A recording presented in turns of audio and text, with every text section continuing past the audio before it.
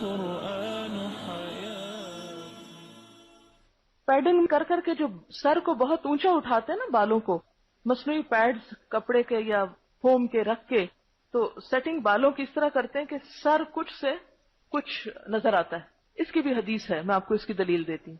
نبی صلی اللہ علیہ وسلم نے فرمایا، میں حدیث کی عربی عبارت پڑھتی ہوں پھر اس کی اردو پڑھوں گی تاکہ عربی عبارت بھی کبھی کبھی آپ بولا کریں، کیونکہ میں جب یہ حدیث کوٹ کرتی ہوں تو عربی عبارت بولتی ہوں، لوگوں کو پھر اس سے یقین زیادہ آتا ہے کہ ہم اپنے پاس سے مسئلے نہیں گھڑ کے سنا رہے. صنفان من اہل النار لم ارہما قوم معہم سیات کاذناب البقر. ایسے لوگ کہ جن کے ساتھ گائے کی دم کی طرح کوڑے ہوں گے وہ لوگوں پہ برسائیں گے. یہ مردوں کے بارے میں ظالم حکمران. یضربون بها الناس، یعنی دو گروہ ہیں، ایک مردوں کا گروہ ہے اور ایک عورتوں کا. جو مردوں کا گروہ ہے اس میں کیا چیز شامل ہے؟ ظالم حکمران جن کے ہاتھوں میں گائے کی دموں کی طرح کوڑے ہوں گے. اب دوسرا حصہ جو اصل میں ہمارے سے متعلق ہے، وہ نساء کاسیات عاریات ممیلات مائلات رؤوسهن كأسنمة البخت المائلة لا يدخلن الجنة ولا يجدن ريحها وإن ريحها ليوجد من مسيرة كذا وكذا. اس کا ترجمہ ہے، وہ عورتیں جو کپڑے پہن کر بھی ننگی رہیں. کاسیاتن کسوہ کہتے ہیں نا کپڑے کو، پیچھے آپ پڑھ چکے قرآن میں، کسوتہن. کاسیاتن کپڑے پہنے ہوئے ہیں لیکن کیا آریاتن ننگی بھی ہیں، سی تھرو ہے یا بہت ٹائٹ ہے یا سلیو لیس قسم کا ہے. وہ اپنی طرف مردوں کو مائل کریں گی. ممیلات، ایسے کپڑے کیوں پہن رکھے کہ اپنی طرف مردوں کو مائل کرنے کے لیے. ظاہر ہے کہ اس قسم کا ڈریس جو عورتوں کو بھی اٹریکٹ کرے وہ مردوں پہ کیا بن کے گزرتا ہوگا. ہاں، ممیلات مائلات، خود بھی مردوں کی طرف مائل ہونے والی ہیں. ظاہر ہے کہ جس عورت کے اپنے اندر خرابی خود مائل ہوتی ہے وہی چاہتی ہے کہ پھر اس کی طرف بھی کوئی مائل ہو. یہ دو طرفہ معاملہ ہے نا، ایک طرفہ تو نہیں ہو سکتا. اور جس وجہ سے یہ حدیث میں نے کوٹ کی جو جوڑے کے ریفرنس میں یہ بالوں کو اونچا اٹھانے کے بارے میں ہے، فرمایا ان کے سر اونٹ کے جھکتے ہوئے کوہان کی طرح ہوں گے. رؤوسہن کاسمنۃ البخت المائلہ. اونٹ کا کوہان دیکھا کسی نے؟ کوہان کا پتہ؟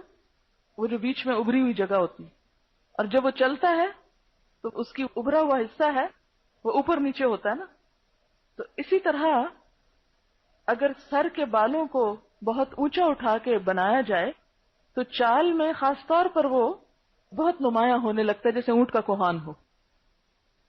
فرمایا وہ جنت میں داخل نہیں ہوگی اور اس کی خوشبو بھی نہ پا سکیں گی. جنت میں داخل نہ ہو سکیں گی اور اس کی خوشبو بھی نہ پا سکیں گی، حالانکہ اس کی خوشبو دور دور تک پھیلی ہوئی ہوگی. کتنی سخت حدیث ہے یہ، بخاری اور مسلم دونوں میں آئی ہے، صحیح حدیث ہے، متفق علیہ روایت ہے. اب اس سے کیا پتہ چلتا ہے کہ کوہان کی طرح سر کو اونچا کرنا تو درست نہیں، بال باندھنا درست ہے.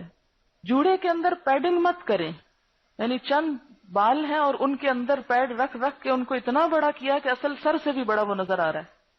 اس لیے علماء کا خیال یہ ہے کہ اگر عورت کو اپنے بال سمیٹنے بھی ہوں تو سر سے پیچھے الگ نظر نہ آئے، یعنی سر کا ایک حصہ ہی معلوم ہو، یعنی کوہان نہ بنے. کوہان بنے بغیر سر کا ایک حصہ ہو. یعنی اگر یہ سیدھے کا سیدھا بنا لیا جائے پیچھے، کہ جیسے آپ نماز میں بھی کھڑے ہیں تو وہ پیچھے والے لیول پہ آ رہا ہے بندھے ہوئے بال، تو اس میں تو حرج نہیں. لیکن اگر وہ اٹھ کے اوپر ایک الگ چیز واضح نمایاں نظر آ رہی ہے تو یہ ناپسندیدہ ہے. جوڑا بنایا جائے اور وہ بہت بڑا ہو جائے اور بال لمبے اور گھنے ہونے کی وجہ سے بیک وقت سائڈ سے سر کو ڈھانپ لے تو کیا یہ جائز ہے؟ ہاں، اگر اپنے ہی بال ہیں تو ٹھیک ہے، کوئی حرج نہیں. بالوں کے جوڑے بنے ہوئے ہوتے ہیں، کیا وہ لگا سکتے ہیں جبکہ پتہ چل رہا تھا کہ جوڑا لگا ہوا ہے؟ نہیں، ان نیچرل کوئی ایکسٹرا غیر فطری چیز آپ نہیں لگائیں گے. ایک ہیئر کلپ ملتا ہے جو چٹکی کی طرح ہوتا ہے، اس سے پچھلے بالوں کو ٹرن کر کے لگاتے ہیں جس سے بالوں کی ٹپس سر کے لیول پہ آ جاتی ہے. اس کے بارے میں کوئی حرج نہیں، ٹھیک ہے، وہ پتہ چل رہا ہے کہ کلپ لگا ہوا ہے. میں اپنے ہی بالوں کو اس طرح بنا لیتی ہوں کہ یوں لگتا ہے کہ فارم لگایا ہوا لیکن لگایا نہیں ہوتا، یہ میرے اپنے ہی بال ہوتے ہیں. کیا یہ غلط ہے؟ نہیں، یہ غلط نہیں ہے. اپنے ہی بالوں کو اگر آپ سجا لیتی ہیں تو کوئی حرج نہیں. اچھا، اسی طرح شاید کچھ کریمز ہوتی ہیں جو بہت بالوں کو کھڑا رکھتی ہیں، جیل ہوتے ہیں جیسے. ایک نارمل حد تک تو ذرا سا آپ آگے سے سیٹ کر لیں تو ایسی کوئی بات نہیں، لیکن جہاں بہت مصنوعی تاثر آنے لگ جائے وہ بات غلط ہے. اچھا، ان کا نقصان پتہ کیا ہوا؟ پرمنگ اور یہ اوپر کرنے کا اور بیک کامنگ کا، کہ ہم نے دوپٹہ اتار دیا. پہلے گھر میں اتارا، پھر اس کے بعد پارٹیز میں اتارا، پھر نکل کے سڑک پہ بھی اتار دیا. کہ جب بہت زیادہ آپ ان کے اوپر محنت کر کے آئے ہیں، اتنا پیسہ لگا کے آئے ہیں، اتنے ہزار سے آپ سجے ہیں، اب آپ اس کو ڈھانکے کیوں؟ اکثر لوگ کہتے ہیں جب سے اسکارف لیا بال خراب ہو گئے. میں سوچتی ہوں کہ خراب ہونے کا مطلب کیا ہے؟ نہ تو وہ اترتے ہیں، نہ ہی ان کا رنگ بدلتا ہے. بعض اوقات یعنی ایک لٹ کسی رنگ کی ہے تو دوسری کچھ اور ہے، آگے کے کچھ ہیں، پیچھے کے کچھ، رنگ برنگے جنگل اگایا ہوا ہوتا ہے. تو یہ چیز بھی ایک ان نیچرل چیز کی طرف اور وقت کے ضائع کرنے کی طرف لے جاتی. اسٹریٹ بال ہیں تو ان کے اندر اتنے کرل لے آتے ہیں، اس پر آپ دیکھیں پیسے کتنے لگتے ہیں. مور دین 1000، 1500. مختلف پارلر کے مختلف ریٹ ہوں گے. اب آپ خود سوچیں آپ نے یہ کس کھاتے میں ڈالے پیسے؟ آپ کو معلوم ہے کہ حشر سے انسان کے قدم ہل نہ سکیں گے میدان حشر سے جب تک 4 باتوں کا جواب نہ دے دے. جوانی کس کام میں گزاری، زندگی کس کام میں گزاری، اور مال کہاں سے کہاں لگایا، فرمنگ میں یا اسٹریکنگ میں یا ان چیزوں میں.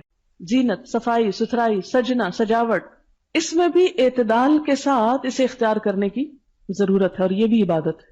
اور خصوصاً ایک عورت کے لیے، جیسے کل بھی شاید بات ہوئی تھی کہ اپنے شوہر کے لیے زیب و زینت کرنا یا عبادت کے موقع پر، تو یہ جو ہے عبادت ہے.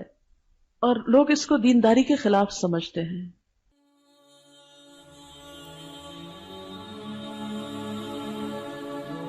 في الظلمات أنسي في خلواتي يا سعدي